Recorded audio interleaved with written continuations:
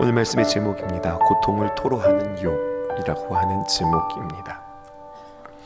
사람은 하나님의 귀한 형상에 따라, 하나님의 모양과 형상에 따라가 우리가 지음받았지요. 참으로 영광스러운 존재로 창조되었습니다. 그런데 하나님의 귀한 심판이 우리의 삶 가운데 닿으면 이러한 영광은 우리에게 순식간에 사라지고 인간은 짐승 수준의 그러한 피조물로 전락하게 되어짐을 보게 되었습니다. 마이크 조금 더 줄여주셔야 될 것 같아요. 어제 본문 29장에서 보면 욥은 누구인가? 어제 5번 반복되었는데요. 그때에는 이렇게 표현하면서 하나님과의 교제로 더 없는 기쁨으로 그는 그때를 회고하였습니다. 그런데 오늘 30장에 시작되어지면서 1절이 이렇게 시작돼요. 그러나 그때는 그랬으나, 오늘 30절에 그러나 이제는, 그러나 지금은 이라고 하는 표현으로 1절 또 9절 16절 마치 노래에 보면 후렴이 있지요.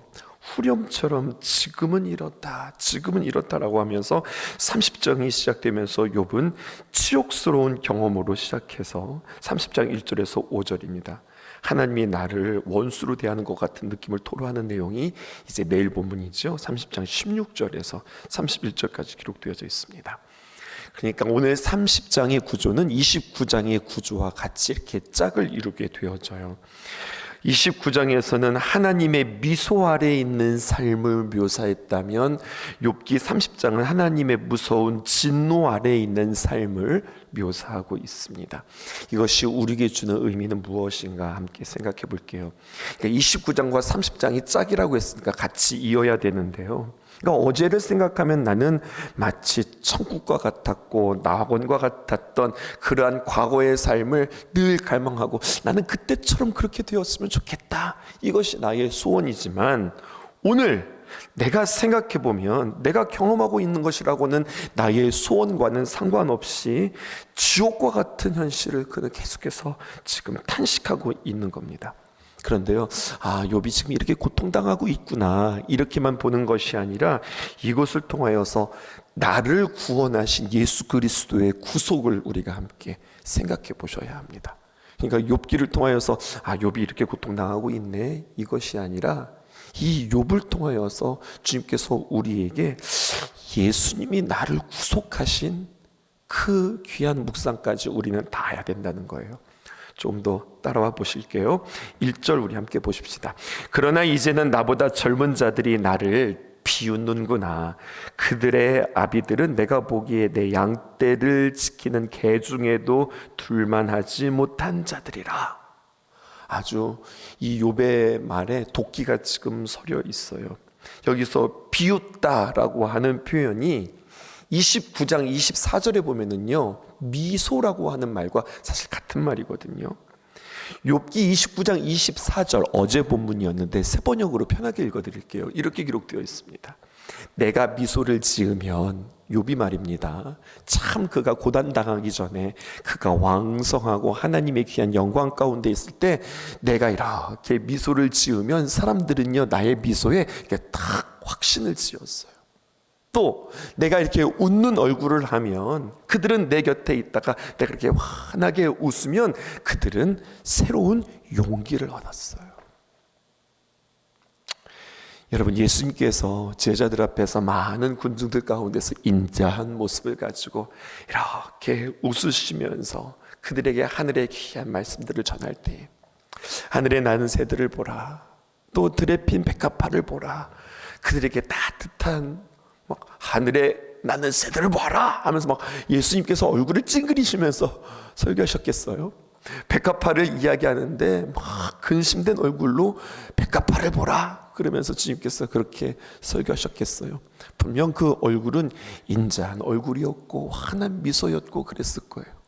그러면 그 산상수훈의 말입니다.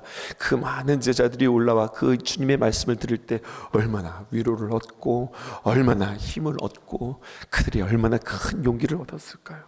근데 그랬던 모습이에요. 그런데요 1절 다시 한번 볼까요? 이제는 나보다 젊은 자들이 나를 어떻게 합니까? 비웃는구나. 여러분, 잔인한 미소를 짓는 겁니다.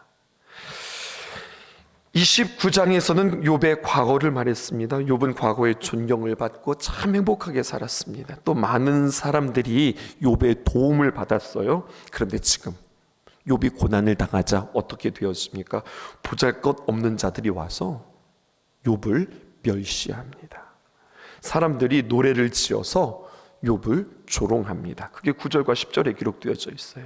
이제는 또 등장하죠. 어제는 그들이 그랬는데 이제는 그들이 나를 노래로 조롱하며 내가 그들의 놀림거리가 되었으며, 10절, 그들이 나를 미워하여 멀리하고 서슴지 않고 내 얼굴에 침을 뱉는도다. 이렇게 기록되어져 있습니다.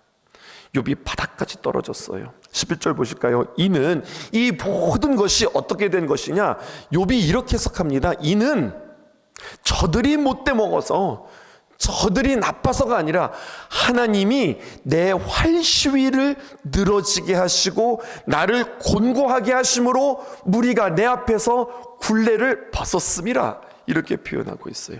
이 말은 조금 우리가 해석해야 하겠습니다. 여러분, 활이라는 게 있잖아요. 활시위는 팽팽해야 합니다. 팽팽하게 유지되어야 활시위를 통해서 화살이 날아가죠. 그런데 활은 가지고 있는데 이 활시위가 이렇게 늘어져 있으니 전혀 화살이 날아가지 않는 겁니다. 활이 그 기능이 마비가 되어진 거예요. 지금 욥의 고통으로 인하여서 욥은 마치 활시위가 늘어진 자처럼 그렇게 되어 있어서 이제는 욥의 말에 그 누구도 귀 기울이지 않을 뿐만 아니라 욥을 귀하게 여기지도 않고 있어요. 그리고 욥은 이 모든 것들을 하나님께서 이렇게 하셨다 계속해서 하나님께 호소하고 있죠. 하나님만이 나를 다시 팽팽하게 나의 활시위를 조일 수 있다. 이것을 지금 욥은 믿고 있는 거예요. 욥이 하나님의 손에 의하여서 그 활시위가 늘어졌을 때 많은 사람들이 욥이 고난당하기 전에는 욥의 테두리 안에 들어와 있었거든요. 그래서 그를 존경하고 그를 두려워하고 그를 사랑하며 그의 말 한마디 한마디에 그들이 정말로 잘 순종하고 따르고 그렇게 그 욥의 말에 인도함 받았던 그들인데, 이제는 어떻게 되었습니까? 내 앞에서 굴레를 벗었다. 다리 말하면 표현하면요, 욥의 테두리에서 벗어나 이제는 욥의 말이 아니라 자신들 마음대로 살아가고 있는 거예요. 방자하게 살아가고 있는 거예요. 게다가 더 적극적으로 욥의 발에 덫을 놓고 욥을 대적하고 있습니다. 그러기에 욥의 그 존귀함은 날아가고 오히려 두려움에 사로잡힌 모습이 기록되어져 있어요. 15절 보십시다. 순식간에 공포가 나를 애워싸고 그들이 내 품위를 바람같이 날려버리니 나의 구원은 구름같이 지나가 버렸구나. 탄식하는 모습입니다. 늘어진 활을 가지고 있는들, 여러분, 화살을 많이 가지고 있다 한들 쏠 수가 없죠. 활은 좋은데 화살이 멀리 날아갈 수가 없는 거예요. 많은 것을 가지고 있으나 전혀 유익이 없게 되어집니다. 이유는 뭐라고요? 활시위가 느려져 있기 때문에. 그러면 오늘 본문을 통해서 하나님은 누구신가? 우리에게 이렇게 말씀하고 있어요. 우리의 인생의 활시위를 늘어지게도 하시고 조이기도 하시는 그 하나님이라. 그러므로 우리 인생이 만일 겉돌고 있다면 우리는 반드시 하나님께로 나아가야 된다는 거예요. 욥이 고난의 때에요, 끊임없이 탄식하고 호소하고 불평과 불만이 그의 마음 가운데 있었지만 참 귀한 건 여전히 하나님의 테두리 안에 하나님 앞에 나아가서 그는 호소하고 탄식하고 원망하고 불평하더라는 이야기입니다. 불평하더라도 하나님께 해야 된다는 거예요. 하나님 앞에서 문제를 해결해야 하고요, 또 하나님 앞에 문제를 올려드려야 되고. 왜? 활시위를 누가 조일 수 있으니까? 우리 인생의 활시위는 언제나 하나님만이 조일 수 있으니까. 그러니까 우리의 인생이 악한 자의 손에 붙잡히면 그것은 절망입니다. 그런데 어려워도 늘어진다 하여도 조여진다 하여도 우리 손이 하나님 손에 있으면 우리는 소망이 있는 거예요. 하나님은 우리를 향해서 놀라운 계획을 가지고 있기 때문에 그렇습니다. 피조물 우리 사람들에게 조롱당하신 예수님이 이렇게 오늘 이 본문에 얼비치는 것 같아요. 그리고 예수님의 고통을 묵상하게 되었습니다. 만신창이가 된 욥을 사람들이 지금 조롱하고 있습니다. 그런데요, 그 욥을 조롱하는 그 면면이 그들을 욥을 막 조롱하고 있는데 사실은요, 조롱하고 있는 그들의 모습조차도 사실은 만신창이가 되어지고 그들의 모습조차도 활시위가 늘어진 것처럼 그들의 영혼이 하루아침에 망하고 자신의 몸도 욥 못지않게 거의 상해서 거지처럼 되어 있음에도 불구하고 문제는 뭐냐, 욥은 그래도 내 자신이 이렇게 지금 만신창이가 되었다 이것을 인식하고 있는데, 그렇게 욥을 조롱하고 있는 그들은 자신들이 생각할 때 나는 멀쩡하다고 생각하는 거예요. 예수님의 십자가를 생각해 보세요. 죄인이었던 사람들이 의인이었던 예수님을 향하여서 조롱합니다. 손가락질합니다. 놀립니다. 심지어 그 얼굴에 침을 뱉고 그리고 갈대를 꺾어서 예수님의 얼굴을 칩니다. 조롱하며 가시관을 씌웠던 그 사람들의 모습과 지금 같이 겹치고 있어요. 그 모습으로 다시 한번 오늘 본문을 볼까요? 10절입니다. 그들이 나를 미워하고 멀리하고 서슴지 않고 내 얼굴에 침을 뱉는 보다. 욥을 통하여서요, 속량 구속하시는 예수님을 발견하실 수 있으셔야 돼요. 예수님께서 십자가에서 고통당하셨어요. 그리고 그 고통당하심으로 말미암아 우리의 모든 죄를 다 씻으셨어요. 그런데 우리는 이렇게만 알고 있죠. 근데 여러분, 예수님께서 십자가에서 우리의 모든 죄를 다 씻으셔서 우리로 하여금 죄를 없게 하신 것으로 끝난 것이 아니라 주님께서 부활하심으로 죄의 권세를 이기시고 그리고 우리에게 약속하셨어요. 무엇을 약속하셨느냐? 성령을 약속하셨어요. 이게 구속의 진정한 의미예요. 십자가에 죽으시면 단순히 그냥 우리의 죄를 씻으시는 걸로, 너 죄 지었어? 내가 너 씻어줄게, 깨끗하게 씻는 것이 목적이 아니에요. 씻음으로 말미암아 우리가 거룩하게 되어지고 깨끗하게 되어진 뒤 승리하신 그 주님의 귀한 권세가 우리 안에 들어오고, 여러분, 하나님의 거룩하신 그 부활의 능력이 우리에게 약속하신 바 성령을 주심으로 말미암아 우리가 성령님과 동행함으로 승리하는 삶을 우리가 살기를 주님께서 고대하고 계세요. 욥이요, 나중에 보면은 그 욥이 회복합니다. 그리고 회복하는 것으로 끝나는 게 아니라, 여러분, 욥의 숙제가 한 가지가 있어요.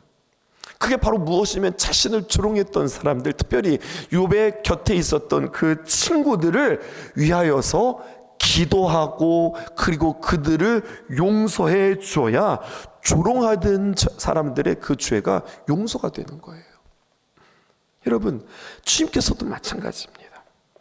주님께서 우리의 모든 죄를 다 대신 담당하시고 우리의 죄를 구속하심으로 말미암아 우리가 새롭게 되어지고 깨끗하게 되어지고 사망의 권세를 이긴 부활의 능력을 소유하게 되어지고 그리고 성령님을 우리에게 경험하는 것처럼 욥이 지금 이 구속의 이 모든 과정들을 겪고 있는 모습을 보게 되어집니다.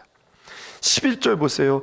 이는 하나님이 내 활 시위를 늘어지게 하셨다라고 하는 표현은요, 예수님께서 하나님을 향하여 엘리 엘리 라마 사방다니 어찌하여 나를 버리셨습니까? 그렇게 외쳤던 그 모습과 너무나도 비슷해요. 또 14절에 보니까 그들은 성을 파괴하고 파괴한 가운데로 몰려드는 것 같이 내게로 달려들었다, 이렇게 표현하고 있어요. 바라바와 그리고 예수님, 강도와 예수님 둘을 세워놓고 누구를 살릴까라고 할 때 사람들이 득달같이 달려들면서 저 예수를 십자가에 못 박으라 라고 외쳤던 군중의 모습들과 같아요.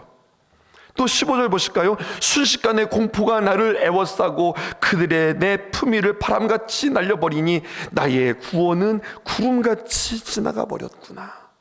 마태복음 27장 45절에 보면 예수님께서 십자가에 못 박히는 제6시로부터 온 땅에 어두움이 임하고 제9시까지 계속되어지더니, 공포가 애워싸는 것처럼 여러분, 그 어두움이 그 예수님께서 십자가에서 고통당하시는 그 가운데 이렇게 애워싸는 모습들을 보게 되어지죠. 16절과 17절 이제는 내 생명이 내 속에서 녹으니 환난 날이 나를 사로잡음이라. 밤이 되면 내 뼈가 쑤시니 내 아픔이 쉬지 아니하는구나. 예수님이 십자가 위에서 당하셨던 그 고통의 모습과 비슷하지 않습니까? 18절, 19절, 21절, 22절, 23절 계속해서 그가 내일 우리가 함께 살펴보게 되어질 텐데요, 그의 탄식은 예수님의 고통과 너무나도 많이 닮아 있음을 보게 되어져요. 내일 본문인데요, 20절 볼까요? 이렇게 기록되어져 있습니다. 내가 주께 부르짖으나 주께서 어떻게 하십니까? 대답하지 아니하시며 내가 섰사오나 주께서 나를 돌아보지 아니하시나이다. 예수님의 고통은요, 그 못 때문에, 창 때문에, 가시관 때문에, 채찍 때문에 당한 고통, 그 육체의 고통도 참 컸지만 예수님의 참된 고통은 주님과 예수님 사이에 분리 가운데 있었어요. 주님을 향하여서 부르짖어도, 주님을 향하여서 정말로 통곡하고 외쳐도 아무 말씀도 하지 않으시는 우리 주 하나님, 그 하나님으로 인하여서 고통당하죠. 그 고통을 예수님께서 십자가에서 토로하셨잖아요. 20절 다시 볼까요? 내가 주께 부르짖으나 주께서 대답하지 아니하시오며 내가 섰사오나 주께서 나를 돌아보지 아니하시나이다. 생각해 보자고요. 왜 예수님께, 우리 하나님께서 아무 말도 하지 않으셨을까요? 말하기 싫어서? 아니잖아요. 그 값을 치러야, 우리가 사는 거잖아요. 예수님께서 십자가의 맨 마지막에 다 어떻게 말씀하십니까? 다 이루었다. 테텔레스타. 내가 다 갚았다 하고서 숨을 거두시잖아요. 그 주님의 그 모든 고통의 값이 다 여기에 담겨져 있는 거죠.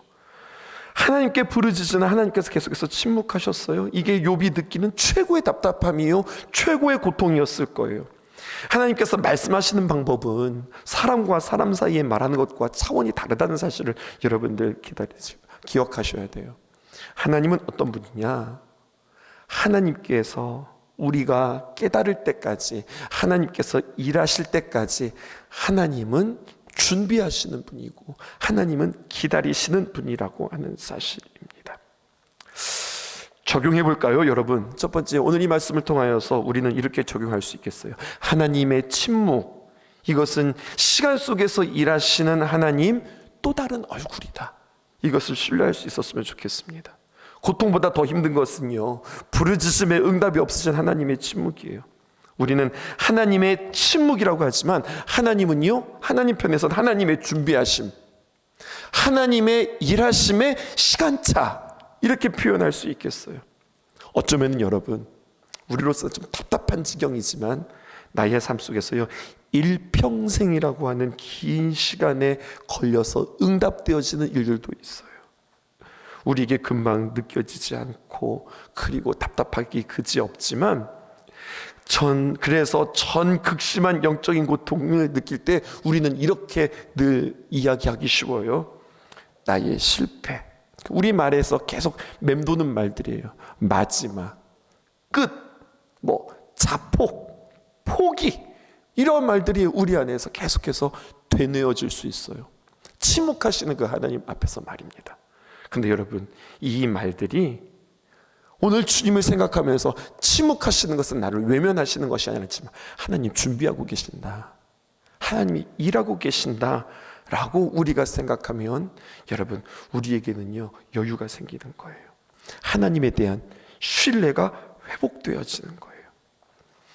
우리의 표현들이 바뀔 수 있기를 주님의 이름으로 축복합니다. 일하시는 하나님, 그래 일하고 계셔, 이것으로 끝나는 것이냐? 그 일하고 계시는 그 하나님을 믿는다면 요처럼 토로하고 원망하고 불평하는 것, 그래도 하나님 앞에서 하니까 괜찮다고 우리는 이야기하지만 미숙한 거잖아요. 우리는 욥기를 통해서 계속해서 무엇을 배우는 거예요? 미숙함에서 성숙함을 배우는 거잖아요. 그 고통 속에서 그래도 하나님 앞에 부르짖는 거, 그래 그것도 잘하는 거야. 하지만 더 잘하는 성숙한 모습이 있어. 그것은 바로 무엇이냐면 우리의 표현 가운데 지금도 하나님이 일하신다, 하나님 여전히 일하신다. 나를 향해서 놀라운 계획을 가지고 있다. 이것을 끊임없이 우리가 고백할 수 있어야 된다는 겁니다. 이런 말은 버리자고요. 실패, 마지막, 분노, 끝, 포기, 그냥 잠수 타고 마라. 이러한 말들은 우리 가운데, 또 이러한 태도들은 우리 가운데 벗어지기를 주님의 이름으로 축복합니다. 고통을 겪고 나면은요, 확실히 우리의 호흡은 짧아지는 게 아니라 길어지는 것 같고, 얕은 것이 아니라 깊어지는 것 같습니다. 나의 부족, 또 나의 완악함, 때로는 오해, 때로는 억울함, 이러한 모든 것들에 대해서요, 우리가 호흡이 길어지고 호흡이 깊어지면은요, 당장에 내 안에 있는 무엇이 반응하는 것이 아니라 조금 뒤로 물러날 수 있어요. 고통을 경험하는 사람일수록 조금 더 여유가 생기는 것 같아요. 이러면 어떨까요? 우리의 마음 그릇이라고 있는데 주님께서 나의 마음 그릇을 가지고서 하나씩 이렇게 늘려가는 거예요. 멀쩡한 나의 마음 그릇인데 하나님의 손에 딱 붙잡혀서 이렇게 늘려가면 이게 얼마나 찢어지고 얼마나 고통스럽고 아프겠어요. 우리의 마음 그릇이 커진다고 하는 것은요, 믿음이 커진다는 것은 짠 했더니 마치 마법사처럼 요만했던 것들이 짠 이렇게 커지는 게 아니라 우리 인생을 보면 하나님께서 딱 붙잡고 계속해서 이렇게 늘려가시는 것 같아요. 늘려가니 얼마나 고통스럽겠어요. 근데 얼마나 아프겠어요. 그런데 그 고통이 그냥 이렇게 고통으로 끝나는 것이 아니라 그 고통은 우리로 하여금 어떻게 되어진다고요? 이렇게 확장되어진다. 그러니 우리는 고통을 기대할 수 있지 않겠어요? 우리 인생 가운데서 침묵하고 계시는 일이 있지만 그 과정이 필요하구나. 막 지금 당장 뭐가 안 돼서 좀 답답하지만 이 기다림이 필요하구나.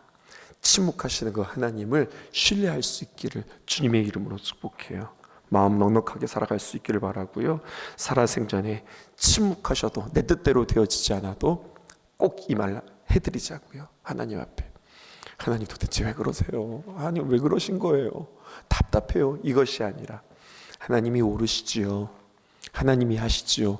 모든 것들이 합력하여 선을 이루지요. 라고 우리는 욥처럼 하지 말고 우리는 답을 아는 사람들이니까 거룩한 고백으로 주님 앞에 나아가는 저와 여러분들 되어지기를 주님의 이름으로 축복합니다.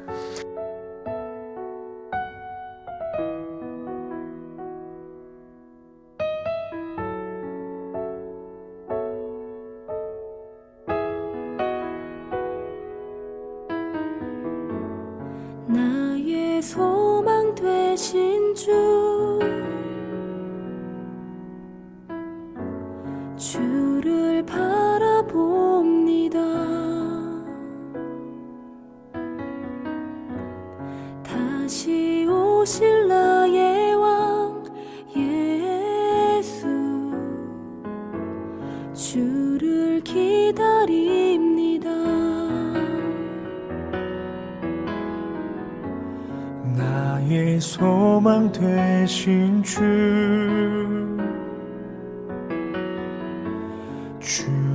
바라봅니다.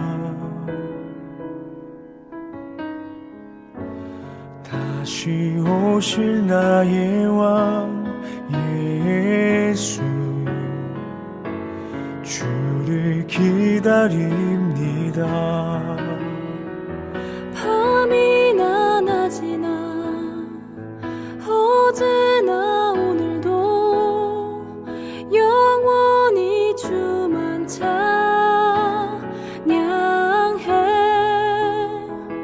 괴롭고 슬플 때 낭망하여 넘어져도 언제나 주만 찬양하겠네.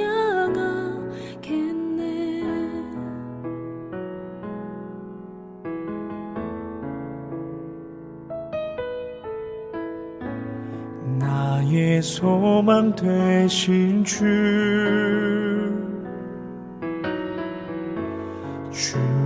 바라봅니다. 다시 오실 나의 왕 예수, 주를 기다립니다. 찬양합니다. 밤이나 낮이나 어제나 오늘도 영원히 주만 찬양해. 괴롭고 슬플 때 낭만하여 넘어져도 언제나 주만 찬양하겠네.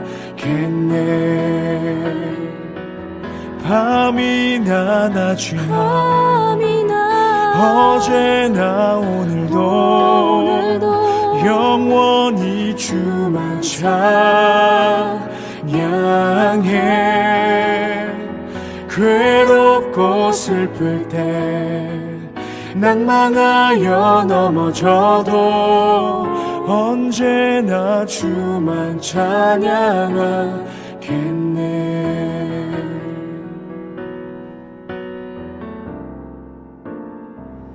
밤이나 낮이나 어제나 오늘도 영원히 주만 찬양해. 괴롭고 슬플 때 낭만하여 넘어져도 언제나 주만 찬양하겠네. 밤이나 낮이나 어제나 오늘도 영원히 주만 찬양해.